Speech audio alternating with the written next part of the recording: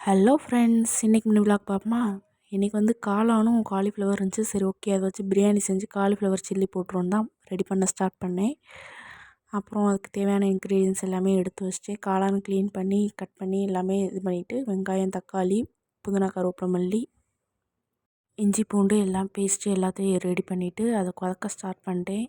எண்ணெய் ஊற்றி ஸ்பைசஸ் போட்டு அதுக்கப்புறம் வெங்காயம், அப்புறம் இஞ்சி பூண்டு பேஸ்ட்டு, தக்காளி, புதினா, கருவேப்பிலை, மல்லி இதெல்லாம் நல்லா இது பண்ணிட்டு அதுக்கப்புறம் தயிர் இது போட்டு நல்லா வதக்கிட்டு மசாலாஸ்லாம் போட்டு அதுக்கப்புறம் வந்து அரிசி நான் வந்து ஒரு கப்பை காப்படி உலக்கில் வந்து எடுத்திருக்கேன்.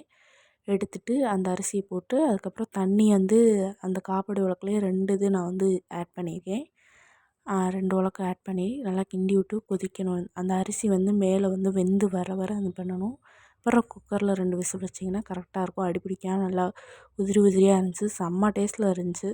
என்னாலே நம்ப முடியல. நான் எனக்கு குக்கிங்கில் அவ்வளோ இன்ட்ரெஸ்ட்லாம் இல்லை. இப்போது ரீசன்ட் டேஸாக தான் சரி நல்லா சமைக்கணும், பையனுக்கு கொடுத்து விடணும் டிஃபன் பாக்ஸுக்கு அப்படின்னு சொல்லி தான் ஒரு 1 வீக்காக தான் சமைக்கவே நான் ஸ்டார்ட் பண்ணியிருக்கேன். ஆனால் வேறு லெவலில் இருந்துச்சு பிரியாணி. ஹஸ்பண்டே சாப்பிட்டு இன்னும் ஏன் இவ்வளோ கம்மியாச்சுன்னு சொல்லி என்கிட்ட சண்டை போட்டாங்க. அப்புறம் பையனுக்கு டிஃபன் பாக்ஸ் கட்டி கொடுத்துட்டு அதுக்கப்புறம் நானும் சாப்பிட்டேன். வேறு லெவலுங்க. ஆனால் இவ்வளோ டேஸ்ட்டாக வரும்னு நான் எதிர்பார்க்கவே இல்லை. ஓகே, சரி, ஃபஸ்ட் டைம் பண்ணுறேன் அதுவும் காளான் பிரியாணி. செம்ம டேஸ்ட்டு, உங்களுக்கே தெரியும் பார்த்தாலே.